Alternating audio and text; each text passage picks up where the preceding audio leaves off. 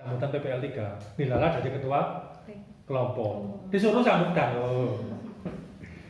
Misi kami di samping belajar agama di sini Pak juga ingin menanamkan nilai moderasi. Kok nggak bisa apa? Di situ ya, saya nggak kenal bahan ngomongan. Jadi sampai harus melihat saya belajar untuk long term research, untuk long term education, untuk jangka panjang. Ya, yes. Ya beginilah, lulus gak lulus itu keikhlasannya dosen, gak lulus yang mulai mana, wong tua cek kuat bayari, mereka bayari diteladani disapari, mau main tenang. Saya juga dulu begitu, skripsi bingung ya, pada waktu S2 itu bingung. Pembimbing 1 dan pembimbing 2 ini bertolak belakang cara mete ini, kalau apa kira ngurus iki bedo ya. Foto profesornya bedo. Ya akhirnya gimana Pak? Terus dipakai dua-duanya lah, foto-foto baik, foto profesor. Cuma kita aja yang merasa sok pintar gitu kan. Ini seperti lo iya ya kan. Macam santri gitu kan. Sampai lewat lah. Terus senangnya ya turun ngomong. Yang penting ACC. Oke, siap, go. Kita nulis itu hanya untuk membahagiakan 2 orang. Siapa saja? Dosen pembimbing sama penguji, kutok. Meskipun dianggap misalnya orang itu, oh kamu ini kalau ditulis jelek ini gak masalah, yang penting ACC. Itu aja wes. Jadi sampean nggak perlu nulis HP. Kabeh nulisan apa gunanya dosen pembimbing ya? Kan mereka dia kan nulis penting tugas sampean boleh. Masalah gaji ya ini wajar di awalan. Santai. Sampean nggak tahu nomor berapa.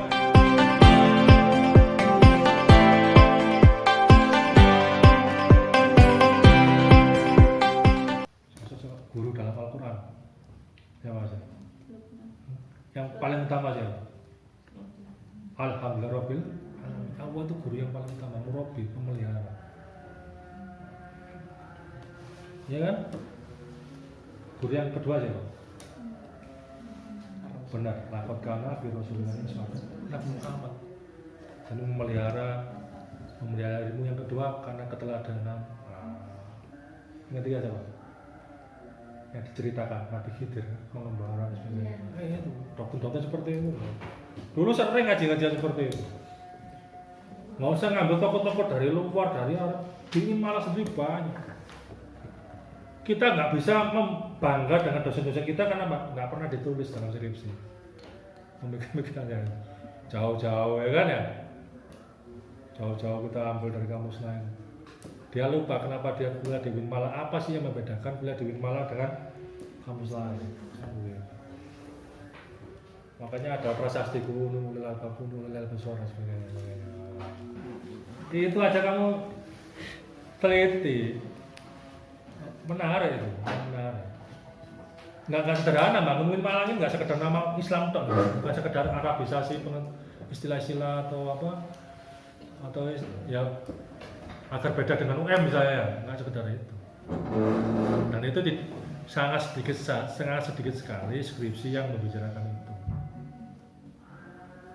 Nah itu kalau kamu gunakan sebagai doktrin dalam hidup kamu, ngajar. Guru PAI itu yang membedakan guru PAI dengan guru yang lain apa? Yang tidak tergantikan. Ada 2 aspek yang tidak tergantikan. 1, guru PAI itu mengajar harus punya ruhul jihad. Bahwa yang mengajarkan dia mengajar bukan karena dibayar, tapi ruhul jihad. Ini ladang awal saya. Yang kedua, tafakuh fiddin. Ini bagian dari pendalaman belajar saya sepanjang hayat. Gitu.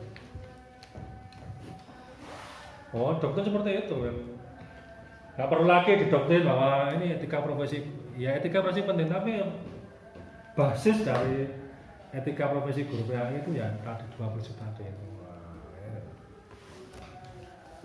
Makanya kan ya harusnya begitu, harusnya. Ya satu sisi ya PAI itu terlalu banyak, terlalu mainstream di skripsi pembelajaran. Tapi perlu juga ada tema-tema yang beragam, yang variatif, terutama di pokok tadi. secara Islamisasi atau kontribusi Min Malang, ya kan, dalam proses Islamisasi itu juga penting. Apalagi kalau sudah jadi buku, orangnya masih hidup, wah ini karya yang bersejarah kan, penghargaan luar biasa kan, gitu. Itu pentingnya studi tokoh begitu. Sudah pernah baca studi tokoh? Atau hanya sekedar ingin tahu? Ditingkatkan lah ya, tingkatkan, didalami. Jadi sampai bukan lagi masa untuk coba-coba, tapi sudah harus terlanjur basah gitu loh ya. Kesuwen hanya coba-coba. Sekalian gitu kan, sekalian ditelateni, suatu saat itu akan memberikan manfaat. Seperti saya sendiri yang saya rasakan ya. Nggak nyangka dari penelitian itu, meskipun dengan keterbatasan ya, bisa ke luar negeri, bisa beli mobil, bisa mana-mana kan gitu. Yang orang lain belum tentu bisa. Makanya aman telaten istiqomah, ya. Istiqomah, karena istiqomah itu yang paling susah dalam belajar riset itu. Di mana-mana kan itu belajar itu yang susah kan istiqomah. Soalnya nggak langsung wujud dalam bentuk ekonomi gitu loh. Orang paling suka sekarang kan wujud ekonomi, langsung finansial kan susah. Kalaupun sampean nggak kaya, anak sampean nanti menjadi orang yang terdidik. Logika berpikirnya rasional, cara menyerap informasinya juga sistematis, kan begitu, mewarisi metode ilmiah itu. Gitu. Sampean nggak mudah ditipu orang karena punya keabsahan data dan sebagainya kan gitu. Fungsinya di sana. Jadi ya. Taksonomi belum tadi kan masih C2 kan, kompresor ya. Hasil ketika yang aplikasi kan, menerapkan. Jadi sampean harus bisa menerapkan. Jangan menerapkannya itu paling sederhana ya dalam tulisan. Mulai belajar memproduksi ilmu pengetahuan. Agar apa? Agar bisa dipelajari dari waktu ke waktu. Kalau sampean nggak berani nulis, nah jejak ilmuannya dari apa kan gitu. Jejak ilmuannya dari apa? Ulama itu dibagi dua kan. Ulama wilayah barat sama ulama wilayah timur. Ulama wilayah barat semakin ke barat itu produksi pengetahuannya semakin banyak, dari India sampai ke barat sana itu jejak kitab-kitabnya banyak. Nah dari India ke Indonesia ini jejak kitab-kitabnya sedikit. Yang hebatnya itu kiai-kiai di Indonesia. Kiai di Indonesia itu banyak kali menghasilkan kitab kuning dan berbahasa Arab. Cuma sejarahnya nggak pernah ditulis. Sehingga anak-anak milenial sekarang itu merujuknya pada ulama-ulama orang Arab. Dianggap lebih keren, dianggap lebih milenial. Padahal ulama-ulama kita nggak kalah kan semuanya. Artinya kamu menulis sedikit pemikiran tokoh itu bukan hanya sekedar lulus skripsi, tapi sebagai alat counter argumen. Counter argumen itu artinya melawan narasi-narasi bahwa ulama Indonesia itu kalah pamor dengan bahwa ulama Indonesia itu punya kredibilitas ilmu yang bisa dibanggakan. Dulu ya, zamannya Imam Nawawi. Ya, Imam Nawawi, Syekh Ahmad Khatib Minangkabau dan sebagainya. Orang-orang Indonesia yang pergi ke Mekah pada zaman dulu, di Mekah mesti dianggap sebagai ulama. Kalau sekarang orang Indonesia pergi ke Arab dianggap TKI, bukan ulama, sehingga nggak dihormati. Itu bedanya begitu. Nah iya, bedanya begitu, sangat jauh banyak. Sangat dihormati dulu karena mau karya, mau ilmu sebenarnya. Nah, ini misi besar ya, jangan hanya kalau kamu nulisnya misi kecil, sekedar lulus, nama ya selesai. Tak zaman lulus, tapi tidak mengandung makna pendidikan. Apa makna pendidikan? Transfer of knowledge and values, transfer pengetahuan dan nilai-nilai. Jadi guru PAI itu 3 hal: the good teacher, the superior teacher, the greatest teacher. Wah, namanya harus bangga dengan ini. Apa the good teacher? The good teacher itu guru kalau menerangkan materi itu baik, enak. Wah, materinya bagus Pak. Ya Pak, nah, the good teacher. Tapi the good teacher masih lebih baik lagi the superior teacher. Apa the superior teacher itu? Guru yang bisa mendemonstrasikan apa yang dia omongkan, bisa mempraktekkan apa yang dia omongkan. Nah, tapi the superior teacher kalah dengan the greatest teacher. Guru yang terbesar itu apa? Guru yang menginspirasi semua orang. Dengan kata-katanya, mungkin dia nggak punya silabus, nggak punya RPP, tapi menginspirasi. Nah, punya cita-cita seperti itu. Jadi ada guru awam, guru kowas, guru kowasul kowas. Sampai harus jadi guru kowasul kowas. Latihan dari sekarang. Sekarang status mahasiswa itu status yang paling enak.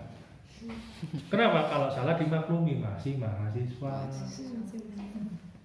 masih belajar. Yang salah itu ketika jadi orang, wis sarjana kok ngono. Beban besar. Beban.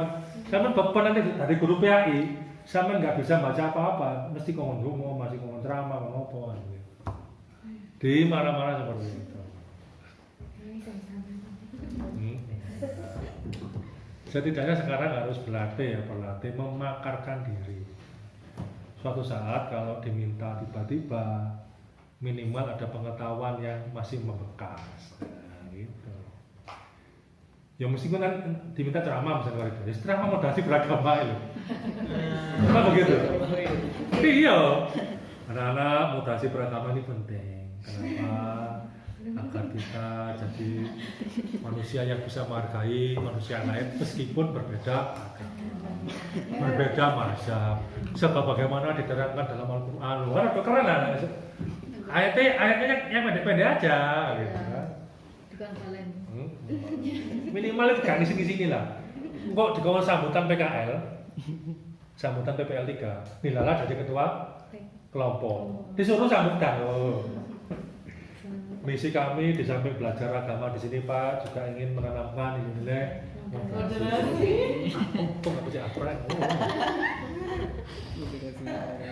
di situ ya, sama gak kenal bahan ngomongan. Jadi sampean harus melihat saya belajar untuk long term research, untuk long term education, untuk jangka panjang. Ya beginilah, lulus gak lulus itu keikhlasannya dosen, gak lulus yang mulai mana, wong tua cek kuat bayari, mereka bayari ditelatani disapari, ngono enak tenang. Saya juga dulu begitu, skripsi bingung ya, pada waktu S2 itu bingung. Pembimbing 1 dan pembimbing 2 ini bertolak belakang cara metode ini, kalau apa kira ngeluru iki bedo gitu. Foto profesornya bedo. Ya akhirnya gimana Pak? Terus pakai dua-duanya lah, foto-foto baik, foto profesor. Cuma kita aja yang merasa sok pintar gitu kan, ini seperti lo iya ya, macam santri gitu kan. Sampai lewat lah. Di senene ya dulu ngomong, yang penting ACC. Oke, siap, go. Kita nulis itu hanya untuk membahagiakan dua orang. Siapa saja? Dosen pembimbing sama penguji, utok. Meskipun dianggap misalnya orang, oh kamu ini waktu ditulis jelek ini gak masalah, sepenting ACC, itu aja wes. Jadi sampai nggak perlu nulis HP, tulisan apa gunanya dosen pembimbing ya? Kan kurang dia, kan sebenarnya tugas sampai nulis. Masalah gak ya ini wajar sih awalan. Santai. Sampai nggak tahu meraba-raba studi toko itu apa, yang penting saya isoku sepaham-paham saya Pak. Saya mungkin hari ini belum bisa, tapi 2 hari lagi saya akan baca, saya akan kembali lagi ke Bapak dengan pemahaman yang lebih baik daripada sekarang. Begitu, namanya komitmen belajar. Berani nggak ngomong gitu ke dosen pembimbingnya? Ya? No. Yang lebih penting kan komitmen. Gak pinter diakoni gak pinter ya pinter. Ya problem kita ini kan ya gak bodoh ya gak pinter gitu kan. Nanggung gitu kan. Ya gak jelas gitu ya. Ayo kita ini saya PAI itu harus berbesar hati, harus menjadi panglima moral di antara jurusan yang lain. Panglima moral jurusan lain stres karena skripsi, kita yang kemudian menasihati. Nah, sama bisa tetap bisa di open. Nasihati semester 10. Iya. Harus begitu. Ada pertanyaan? Teknisnya ya panjang. Belajar di toko itu teknisnya panjang, tapi garis besarnya seperti itu ya. Nanti ada pembahasan tersendiri lah. Biar sampai sering main ke saya kan begitu. Kalau gitu kan nggak main ke saya. Soan-soan. Iya.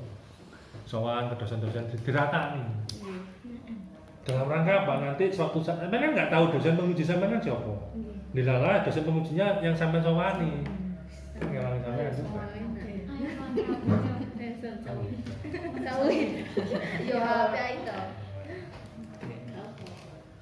Ada pertanyaan? Saya Pak. Ya.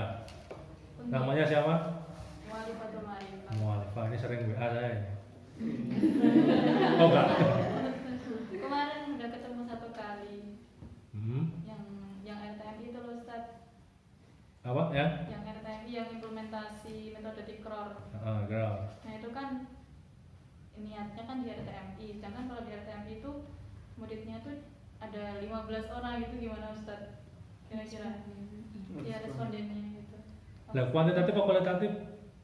Kalau kemarin Kalau kuantitatif ya sebagaimana saran dari tokoh kuantitatif itu kalau di bawah 100 kan semuanya biar nggak bias kalau kuantitatif ya.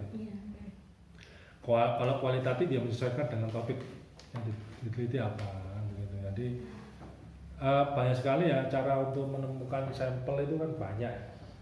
Bisa pakai snowball sampling ya, teori bola salju. Teori bola salju itu misalnya kamu seperti seorang detektif yang menyelesaikan kasus pembunuhan kan, tanya orang satu ke tanya orang lain kan.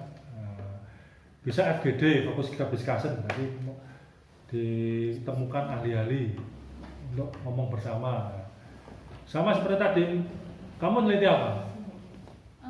Implementasi metode Tikror dalam menguatkan hafalan Al-Quran dan menguatkan hafalan Al-Quran kita kerjakan di RTMI. Outputnya apa? Output dari penelitian kamu apa? Ini Ustaz, bagaimana pengimplementasian metode Tikror di sana? Nah, ya output manfaat. Oh, Manfaatnya apa? Kenapa kamu capek-capek meneliti itu loh, untuk apa? sebagai bahan evaluasi di sana. Ustaz. Nggak sambung penelitiannya. Satu penelitian proses, dua kok manfaatnya evaluasi. Kan bukan penelitian evaluasi. Kan terlalu jauh. Mengandai-andaikannya kan terlalu jauh. Yang kamu lakukan kan menggambarkan kondisi aktual, pengalaman pembelajaran itu mau untuk deskripsi hafalan. Kan dua aspek ini kan, dua variabel kan, antara hafalan sama penerapan metode kan. Nah sekarang Penguatan Ustaz. penguatan. Penguatan. Wujud bentuk penguatannya apa? Wujud real bentuk penguatannya apa? Hafalannya ya tambah Tambah apa? Tambah cepat, tambah banyak. cepat atau banyak? Nah ya, untuk mengukur itu loh, kan tidak semuanya bisa kita tuntaskan kan. Seorang peneliti itu punya keterbatasan studi. Karena penelitinya mahasiswa, karena kere biayanya sedikit. Ya kan, riwariwinya dihitung, ya kan, jarak dihitung, waktunya juga 3 bulan. Makanya kriteria hafalannya harus dibuat agar bisa diselesaikan dalam waktu 3 bulan. Kalau kemudian ingin menyisir semua hafalan kan nggak mungkin. Nah, ditarget hafalan seperti apa, tipe hafalan seperti apa, hafalan kata, halaman kata plus makna, Ya, pokoknya teori hafalan itulah. Makanya judulnya hafalan itu dirumuskan lebih spesifik. Model hafalan seperti apa? Untuk menguasai tipe hafalan apa? Ya kan beda kan? Hafalan leksikal, hafalan kata dengan hafalan makna kan beda. Atau akselerasi hafalan. Akselerasi hafalan itu artinya waktu hafalannya lebih cepat daripada sebelumnya. Kan beda. Yang pertama ngomong tentang dosis, kadar hafalan, kefasihan hafalan ya. Yang kedua ngomong akselerasi hafalan. Hafalannya mungkin nggak sempurna tapi lebih cepat. Nah, kan gitu. Kuantitas sama kualitas itu Ustaz. Maksudnya begitu. Jadi kalau saya ya tadi satu untuk akselerasi hafalan, dua penguasaan hafalan. Dua variabel. Jadi ini lebih konkret. Untuk penguatan hafalan kan sesuatu yang abstrak. Apa ya? Penguatan hafalan itu apa? Coba kamu bayangkan. Apa penguatan maksud konkretnya? Tapi kalau kemudian saya ganti satu akselerasi hafalan, dua akselerasi dan penguasaan hafalan, ya kan? Kan jadi jelas kan ya, ya. Jadi penelitian itu tidak bisa diketahui targetnya karena tidak diketahui targetnya apa. Jadi kamu pertajam. Teori hafalan itu kan macam-macam, ada teori mnemonik kalau salah itu ya. Teori menghafal kata demi kata, apa namanya? Ayat demi ayat dan sebagainya. Jadi saran saya judulnya penerapan tadi untuk akselerasi dan penguasaan hafalan kalimat boleh ya kan? Lebih spesifik penguasaan hafalan Al-Quran apa surat itu?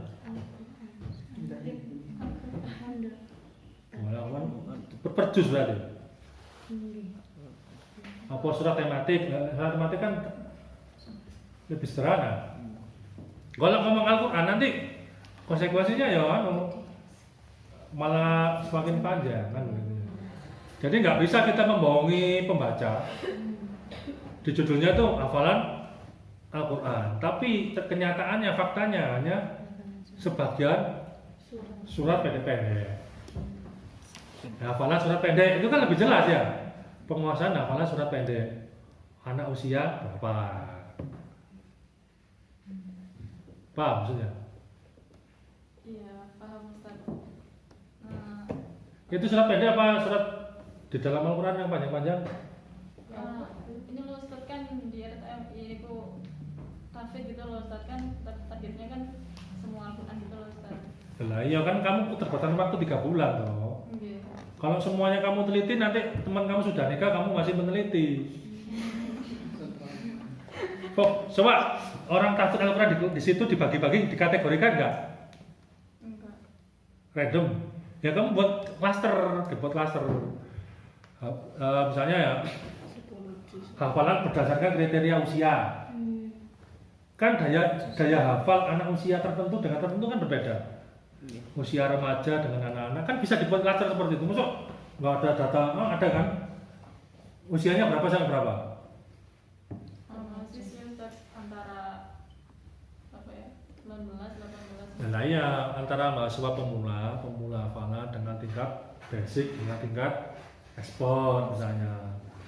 Pemula kan bisa kan? Ini metode ini hanya untuk implementasi mahasiswa yang pemula misalnya begitu. Kan dibatasi jelas, nggak ekspor yo, nggak ketoro lah ekspor itu nggak metode itu kan kok wis hafal. Ya kan, mesti tinggal melanjutkan ya kan. Jadi targetannya untuk mahasiswa yang memulai hafalan. Nah, mahasiswa pemula hafalan. Jadi ya kalau mulai hafalan mulai dari juz berapa? 30 atau request atau ada yang dari belakang, ada yang dari depan Ustaz. Tapi kalau di pondok itu minimal 3 juz. nah ya makanya difokuskan aja kepada informan yang sekiranya kamu memudah untuk menilainya. Dari mana ya? 30 juz 30. Untuk kelancaran penelitian disebutkan dalam penelitiannya itu.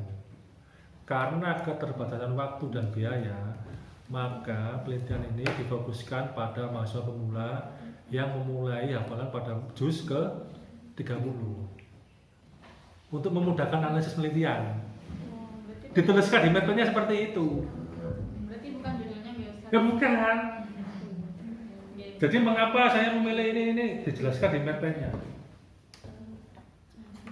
Dijelaskan dalam sub apa? Keterbatasan penelitian. Karena waktunya terbatas cuma 3 bulan dengan jumlah mahasiswa yang sedikit sehingga tidak bisa digeneralisir kan. Namun kasus atau fenomena di sini bisa dijadikan sebagai role model. Role model itu sebagai contoh ya, best practice atau best practice itu contoh keberhasilan yang bisa diterapkan di tempat yang lain. Kan jelas alasannya kan ya? Apa maksudnya ini? Kalau satu juz itu gimana Ustaz? Ya boleh jelaskan alasannya. Ya itu buat keterbatasan waktu. Dan waktu misalnya untuk efektivitas waktu. Karena dengan membidik satu juz merepresentasikan keseluruhan hafalan dalam waktu yang jadi satu juz itu sebagai sampel. Kalau orang beli barang itu kalau orang beli banyak kan ada sampelnya kan. Kalau sampelnya bagus ya dianggap lain kan sudah bagus ya. Nah, sama dengan itu. Satu juz itu dianggap sebagai representasi hafalan yang paling sempurna dalam waktu 1 minggu. Meskipun memang tidak dianggap sempurna seutuhnya, namun bisa menggambarkan secara lebih global, secara umum bahwa hafalannya sudah sukses atau efektif kan begitu. Mappen itu harus nulis konkret seperti itu, teknis sekali. Selama ini kalau buat Mappen kan masih umum-umum, teori ini, tapi nggak pernah konkretnya apa kan ya. Nah, Mappen itu langkah teknis sekali yang dilakukan oleh peneliti. Kamu boleh mengambil 1 surat, 2 surat, 10 kalimat, jelaskan alasannya. Alasannya sangat menarik, sangat rasional kalau didukung oleh fakta dan teori. Diambil 1 juz sebagaimana disarankan oleh si A dalam bukunya ini. Itu lebih kuat karena ada teori yang mendukung kamu. Atau berdasarkan dari informasi dari narasumber, 1 juz bisa mewakili tingkat hafalan seorang pemula, ya kan? Narasumber ini nggak apa-apa seperti itu. Berdasarkan hasil wawancara dengan informan sebelumnya. Jadi pengambilan 1 juz itu sebagai ada basis argumentasinya, bukan karangan dari peneliti, bukan karena kepentingan peneliti ya, tapi berdasarkan kebutuhan peneliti di lapangan. Gitu. Boleh alasan boleh 1 juz, boleh 1 ain, boleh 3 halaman, asalkan ada argumentasinya. Gitu. Pak yang si mualifah ya? Nanti judulnya dirumuskan sama dosen pembimbing. Judul itu hasil negosiasi kesepakatan bersama antara dosen pembimbing dan mahasiswanya. Bisa jadi judul dosen pembimbing dengan penguji berbeda. Beda ya. Yang saya harus ikuti siapa Pak? Yang kamu harus ikuti yang tanda tangan.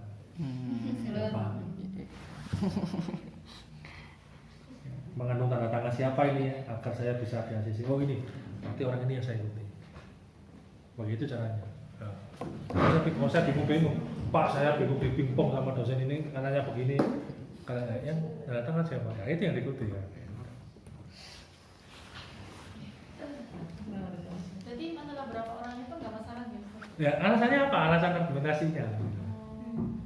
5 orang karena berdasarkan waktu penelitian, akses untuk menemui selama 1 minggu itu hanya untuk 5 orang. Berdasarkan surat izin yang diterima oleh peneliti, maka yang diperbolehkan untuk diwawancarai hanya 5 orang. Kan begitu kan alasan administrasi penelitian gitu loh.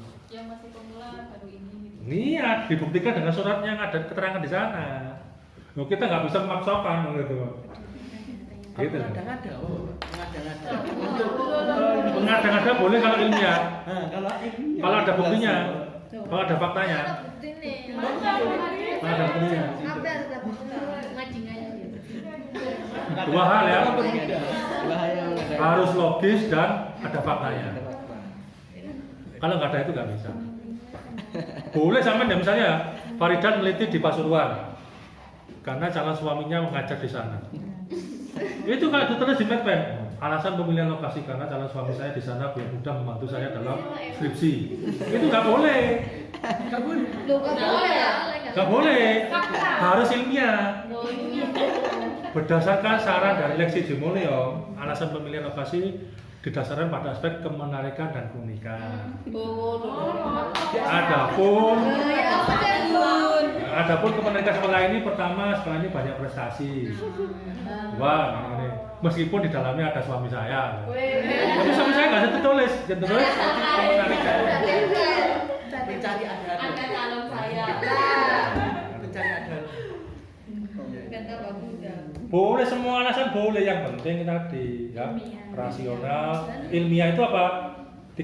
Tiga cirinya: satu rasional, logis; dua ada faktanya yang disebut empiris; tiga ditulis secara sistematis, ada panduannya.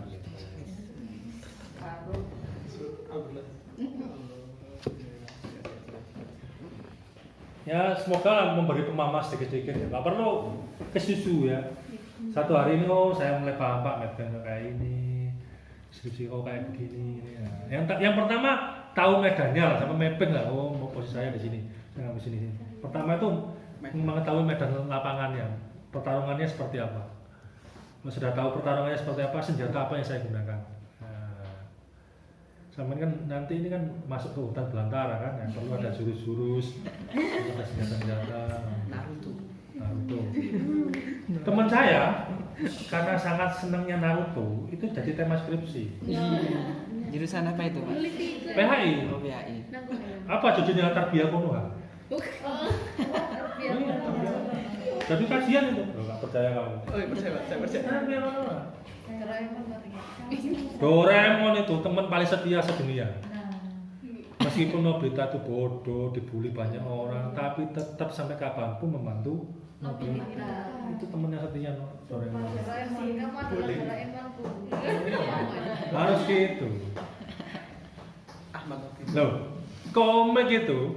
Komik. Doraemon kan komik kan ya?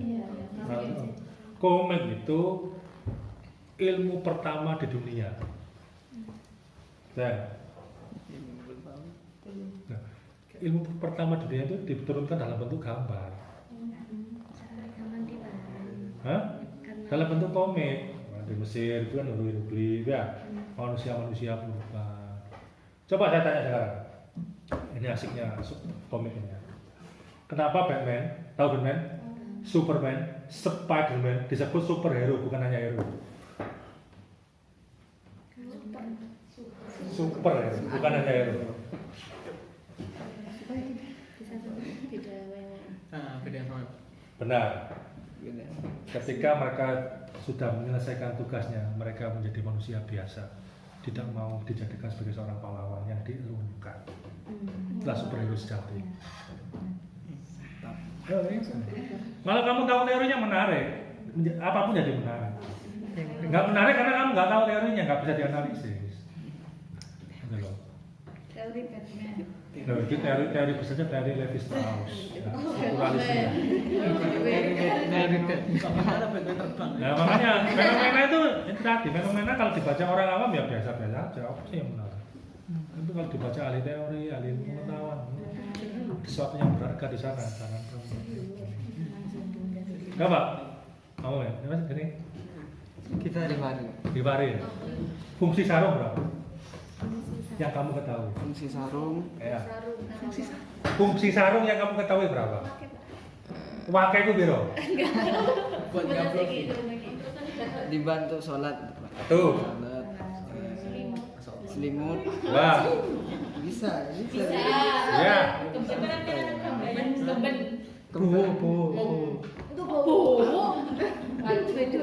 Buat anten. Ya kan? Ayo kan? Ini kalau nggak pakai teori. Kalau pakai teori, fungsi sarung itu ada 50 lebih. Untuk apa? Kabur dari penjara.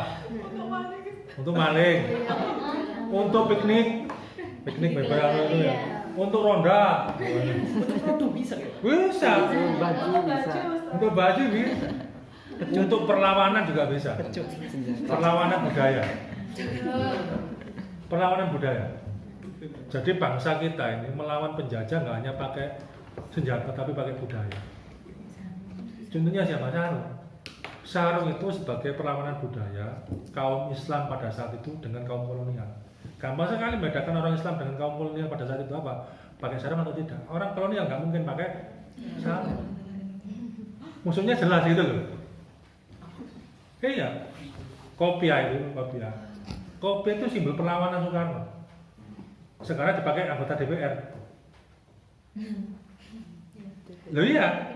Coba sama lihat DPR itu foto-fotonya apa kopiah? Itu dulu kopiah itu kan topinya orang pelabuhan.